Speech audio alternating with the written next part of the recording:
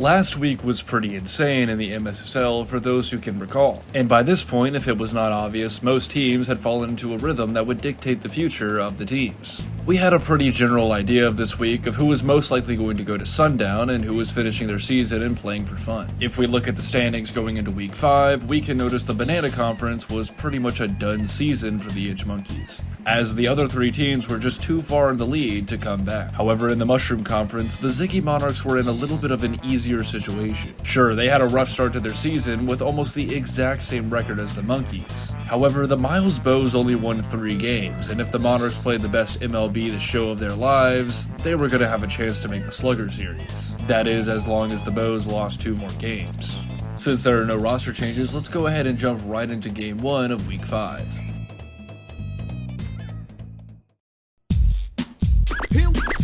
Here we go. Starting with the Ramen Noodle Knights and the Chronostella Flowers in Yoshi Park, both competing for that #1 buy-in spot for the Slugger series. It is probably important to mention this now, but because of our league being so small this season, whoever finishes top of the conference gets a buy-in week 1 of the tournament, and the bottom just gets eliminated. The Knights were holding that spot pretty clean as an underdog, but then the Flowers came out of nowhere to strip the lead by just a few points. Into the actual game, however, the first points of the game would be scored by Lebloshi off of a Daisy RBI. Alright, nice hit there. That's going to get the bases loaded. Actually, it's going to send Lebloshi home for 1 point. In the bottom of the first, we would learn more continuous lore of Toadsworth. Oh, the man himself, Toadsworth. Oh god, I hate him so much. He's been in every war since World War One. General No. Washington. He's been in wars since like the start of the dynasties of China. Before China was whole, when they kept breaking up and splitting up again. I love the way you said that. Lebloshi with a switch position would also show some strong defensive stops continuing into the second, until the Lime Maverick sends Cody home to tie the game. It's going to send Magic Koopa home. We've also been told that his name is Cody. So Cody's going to come home, and that's going to be a tied game now. And Steezy would send Whammer home to take the lead after a close on-base play. Little ground ball. Oh, Lebroshi James takes the ball to the face. I have to look at the replay. Oh, wow. Wow, just sparing him. Those defensive stops would really start to stack up going into the bottom of the fourth, as it would take a double play and another Lime Maverick hit to send another run home. While the score changes to 3-1, I explain again what we expect to see later. This will be the 6th week coming up next week, and it'll be the last week. So for these 2 teams specifically, this is very important for the Banana Conference. We're going to have a pitcher change, or the Mushroom Conference. Daisy's going to come out. That's going to put chemistry in the outfield.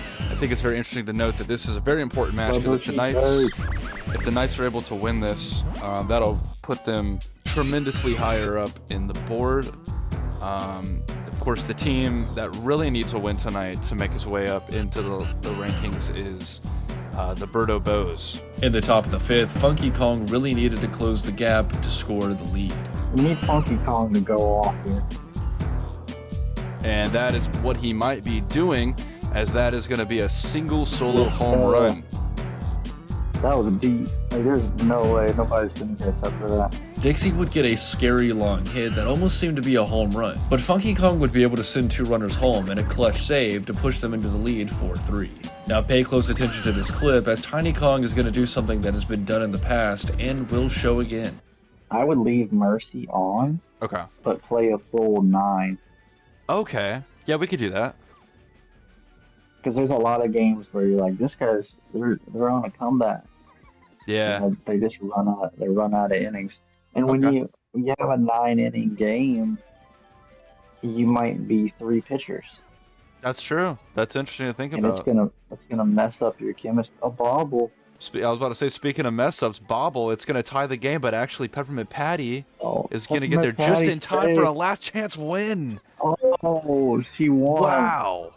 Off of a simple bobble, the game fell into the hands of the Knights as they won 5-4 in the final score. Bobble blew it. Everyone's going crazy right now.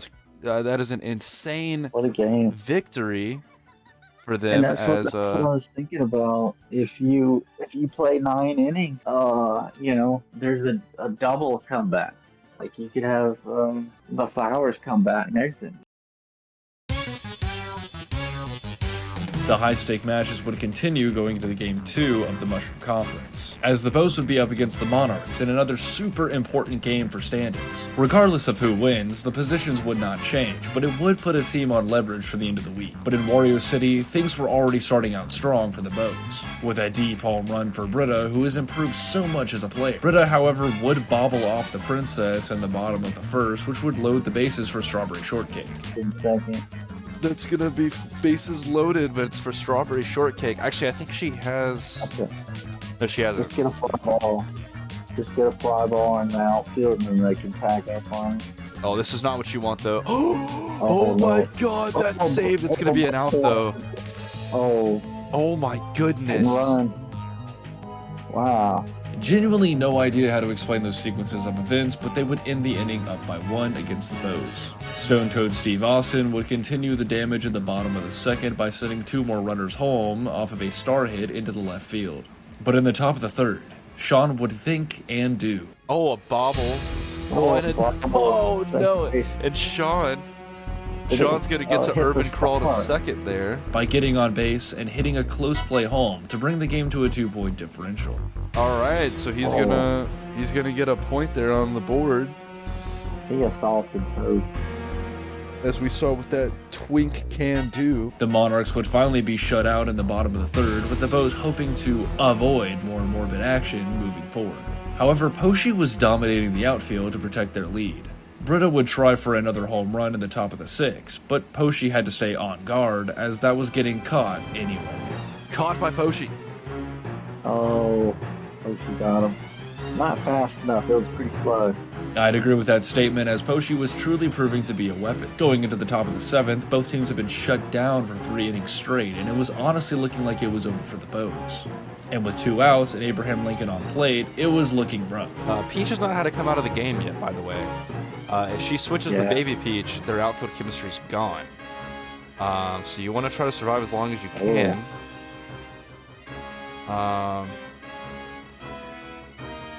But he was on base, and next was Sean, the man who previously hit a walk-off homer.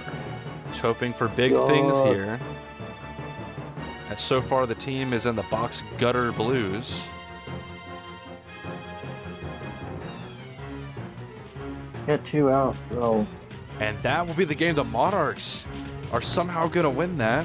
This loss for the Bows was certainly stressful, as it would bring the Monarchs closer to taking their spot. Miles just sent me a frowny face. I feel so bad for him. Oh, man. But, I mean, you can't lie, though. Yeah. This was a great game for the Monarchs. You definitely want to see them at least getting somewhat of a win.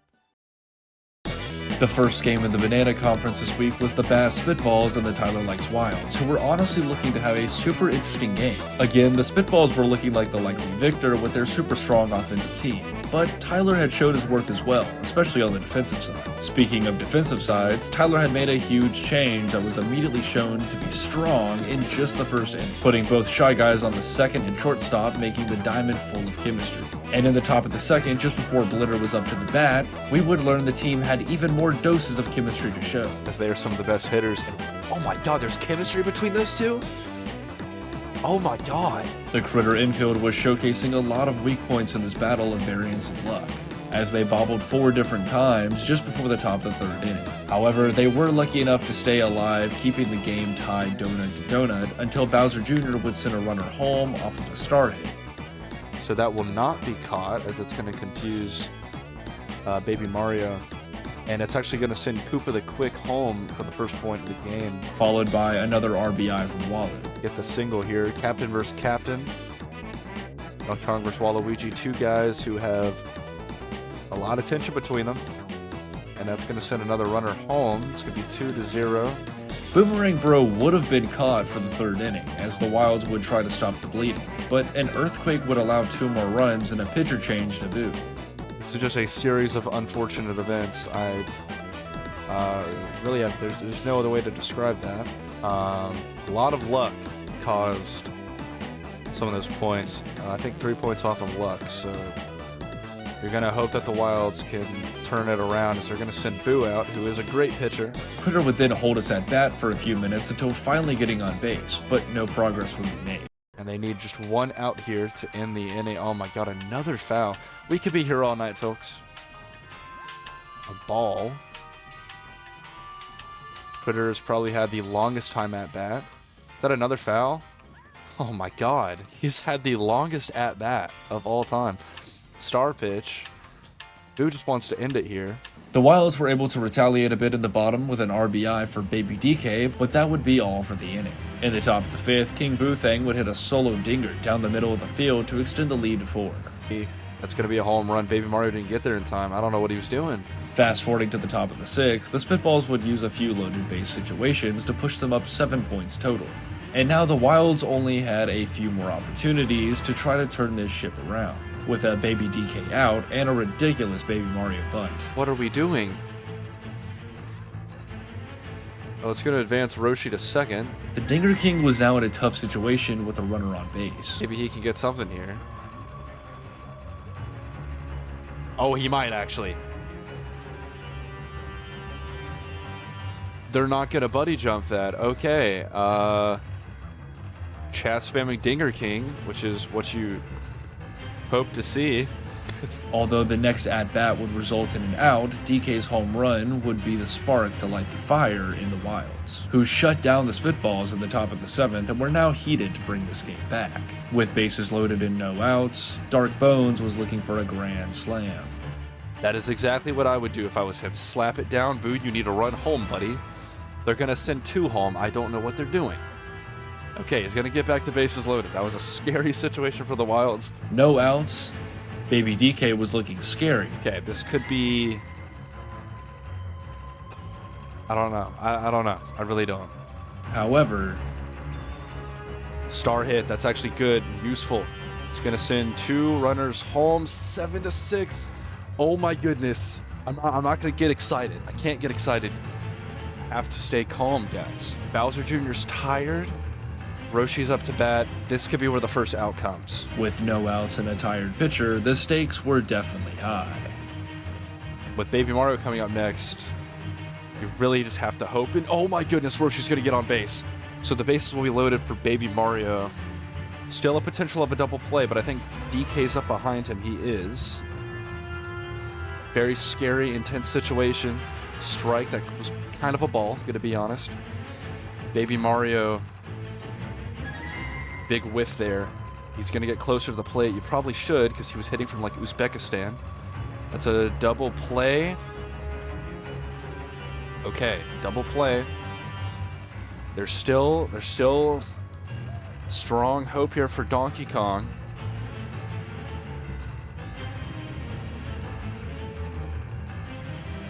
As that's going to get just past, is it going to be in time?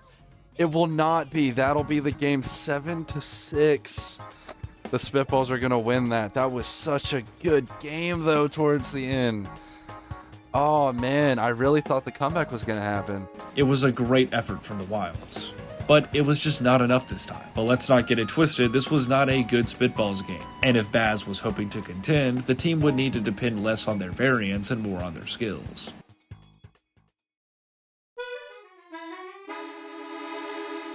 And finally, it was the Steezy Eggs and the Monkeys in another rematch that would actually shock a majority of the fans. In what was expected to be an absolute blowout win from the #1 seed, the Eggs played a lot weaker than usual, mostly thanks to an underperforming Ritter as mentioned in the last video. However, the croc they were not expecting to step up was the big man King K. Rool, because in the top of the second, he would smack a 2-man dinger right over Michael Jackson's head, and unlike most Egg homers, it was not off the wall. Over the head of Michael Jackson.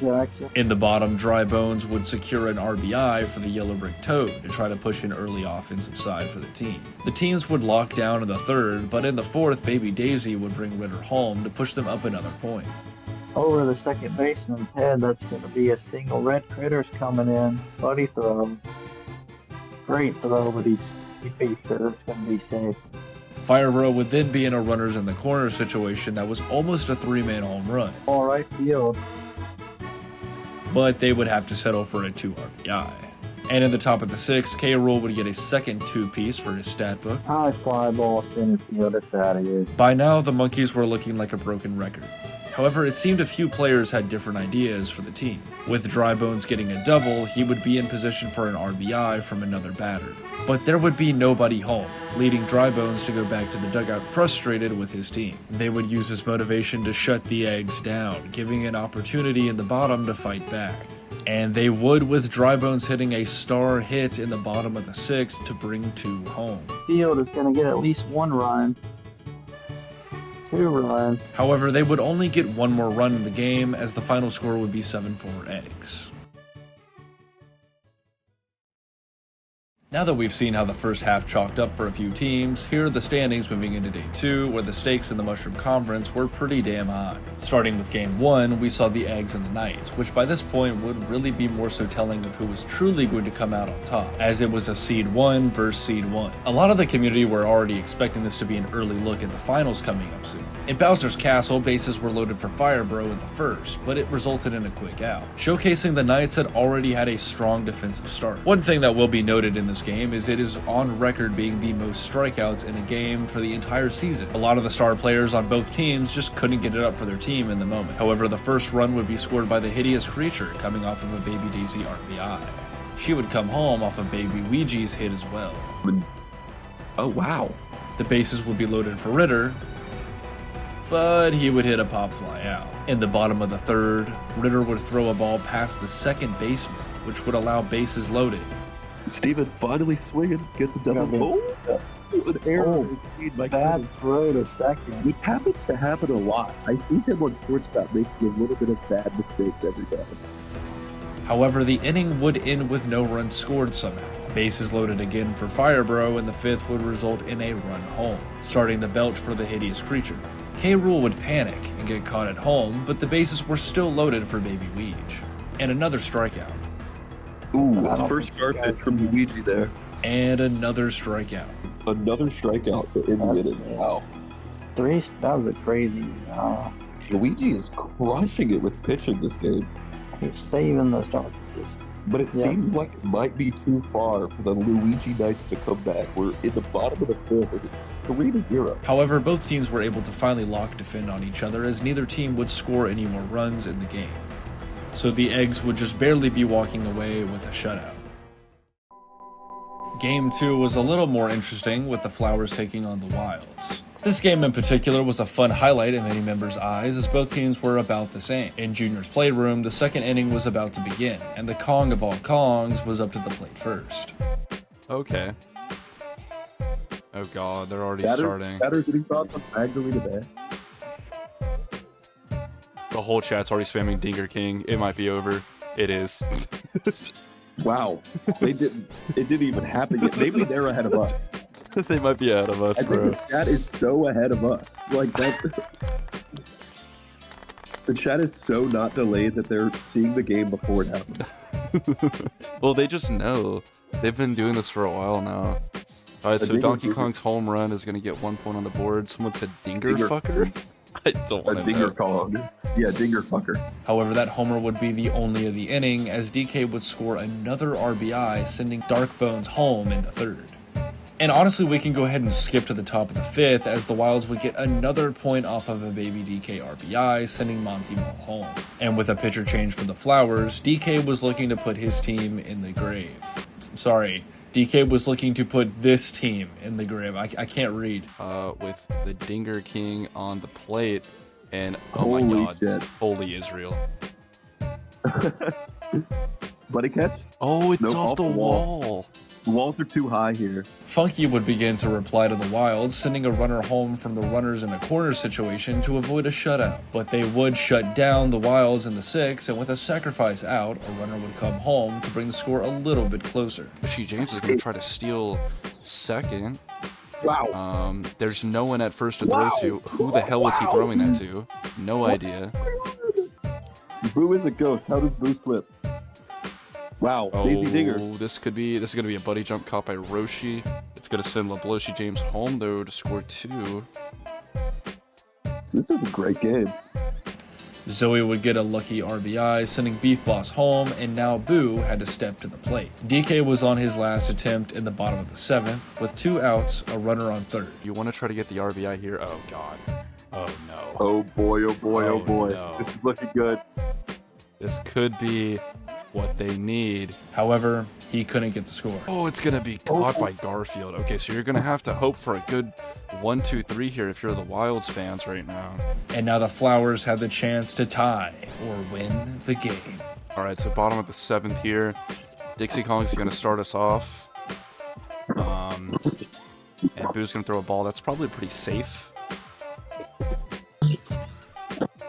And that's gonna get caught by Shy Guy just dodging the POW block. All right, Funky Kong's gonna hit it. It's gonna get caught. No, it's gonna be fair by Roshi.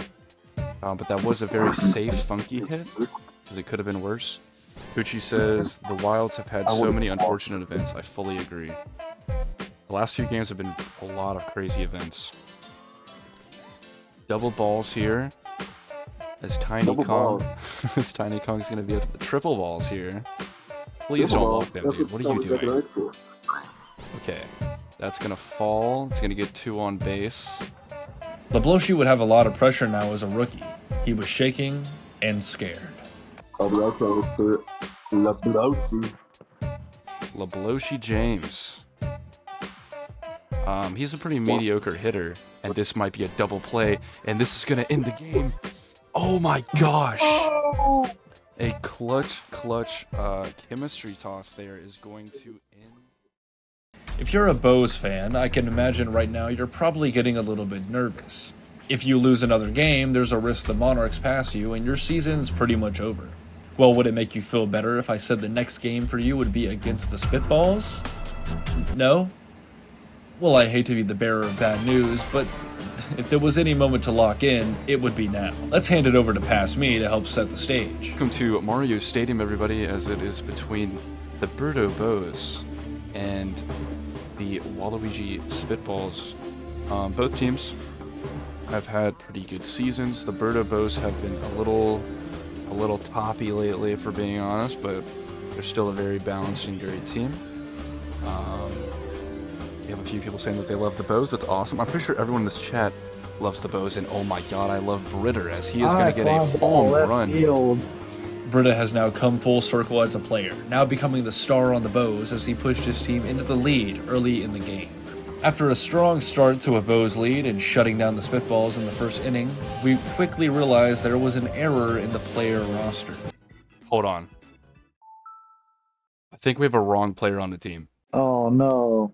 Is Yellow Madge supposed to be on this team? I thought Yellow Madge was on Diddy. Got him in a trade. Wait, when'd you get him? I swear to God he's on the Monkeys. Oh, you got Yellow Shy Guy. Oh, fuck. However, despite this It'll be issue, we okay. decided So, to keep Britter's here we 2 go runs here. since the error had nothing to do with it. Apologies for the confusion, here, but by the add way, 2 had a points each stroke. time you see the score in this video. Britter's for gonna this start game. here, Britta would be up to the bat in the with a first, strike. and to get another home run, really showcasing he didn't need the extra points regardless. And this might be actually a home run. So they're going to be 3-0. Actually, well, do we want to count those points now? Because, I mean, he just hit a home run again. You said it. You said that's the way the other league does it. All right, we'll do it like this. So here we go, 3-0 now. Simpson Guy would debut in the first here, sending Birdo home with an RBI. Paratroopa would load the bases for Wiggler, who would bring home Bowser. With Abraham Lincoln on base, the Spitballs would need to make a pitcher change after sending home 2 runners. Sean, however, would take the ball cutter Blues back to the dugout as the Spitballs would be looking to make waves, as they were down by 7 already. That trade really paid off. He got the Yellow Shy Guy. Pretty sure he got a double. He got 2 RBIs. Yeah, it was a very good trade for him. That's going to be the first strikeout. His father is going to beat the shit out of his son. After the fatherly abuse, Koopa the Quick would just barely load the bases. Koopa the Quick, who is a Dust Devil, and definitely showcases it that their bases are going to be loaded here. Followed by a green Paratroopa RBI. You're winning 5-0. I would have done that too. This might be a double play. No, it's going to be a quick out, but it is going to be 5-1. Birdo would step up to the plate with 2 outs, ready to be a pest. And this might be a Birdo home run. It will be. It's going to be a solo home run. Birdo homer. However, the Bows did not stay on guard in the bottom of the second, as Boomerang Bro would knock a two-man homer down the right side. In the dirt. Oh, High okay. fly ball right field. Big high fly That's dinger too on. for Boomerang Bro. Nothing would happen for both teams until the top of the sixth, when Brito would look for another two-piece nugget. You need a And- fly ball here. Yeah. This is going to be probably a home run. No, it High will fly not be. ball. They are going to You catch gotta that. tag out. Sean's going to get home. It's going to be 9-3. Critters have not been crittering. The spitballs haven't been spitballing as well. So it's a bunch of weird things. Must be opposite Yeah. day. It's a weird day. I don't know. Strikeout for Blitter. Nothing against the Bows. I think that's the. Yeah, nothing against the Bows. It's just, this team is Israel. Usually they always Yeah. win. There's only been 3 teams to beat the Yeah, Bows. usually. Or sorry, there's only been 3 teams to beat. Oh, holy hell. So that's High going to be a fly ball home right run for field. King Boo. I have no idea why that sequence of events is just so funny for me while writing the script, but King Boo Thing really wanted to bring the game back into the hands of the Spitballs. However, it would not even be a close game in the final inning, as the Bows would be able to chalk up their first victory against the Spitballs 7-5. And with the additional points, it would be 9. I guess they didn't need it though. And the final game would be another huge battle between bottom 1 teams in just both conferences. For the Monkeys, they were hoping to get another win, but they were acknowledging that their season was over. However, the Monarchs needed more than just a win. They had to stay alive. With the Bows winning a huge upset over the Spitballs, all the Monarchs had to do was take down the Monkeys. But if you know anything about the Monkeys, when the game matters, they make it hard. On Daisy Cruiser, Peach would load the bases early, as Strawberry Shortcake would send a runner home. Strawberry double play. Their next run would be off of a blooper bobble sending Toad home. Oh, a bobble. Diddy's throwing the jump. And in the bottom of the second, Petey Piranha would smack the ball over the yacht's left side for the first home run of the game. I was honestly expecting that. Oh, Wario would send Yoloshi home, followed by a Stevie Wonder RBI to bring the game closer for them. With bases loaded for minimum wage Koopa, it would result in a double play. Dry Bones would get a 3-run, bringing them into the lead by 2 and swapping a pitcher. Strawberry would get a long RBI now, shortening the lead by a point. fastball goes into right field. He's gonna score off of that. She's gonna go for 2. However, the Monkeys would put an end to the run respectfully. Toad would load the bases for Peach, who would get a 3 RBI, which was insane coming from this team. Each needs a dinger here, but the Giants Oh. split none there. Fastball outside. That was so fast. Star hit into right field. It's going to be a single. Got hit by a shell, or was he dazed? Hit a That's 3 gonna be- RBI. 3 RBIs. We were all running. And now the Monarchs were back in the driver's seat, taking the lead 7-5. Dry Bones did not want to go down with this boat again. 2 outs, man on first for dry ball. Line drive into center field. That's going to make it all the way to the wall. Yellow Mage is going home. He's going to third. That's a rare triple from dry ball. Michael would get on the floor as the game would tie. But the PYT Red Noki would grab an RBI in the bottom of the 5th, followed by BP and Stone Toad Steve Austin doing the same respectfully. Stone Cold Steve Austin with a single in the center field. He's going to get another RBI. It's going to be 10-7. In the top of the 7th, the pressure had built to a boiling point for the Monkeys. 1 out and bases loaded for Blooper. But I thought he was. He beats the throw at first. Squidward's cousin. The base is loaded, 1 out. You really don't want to double play here. You want to get a ball in the air. It's I walk a lonely toad.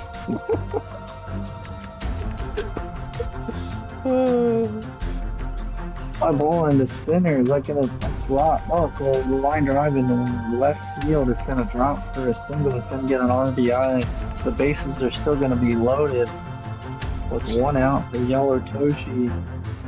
Yellow Toshi. Yellow Yoshi. Yellow Toshi there. Yellowshi.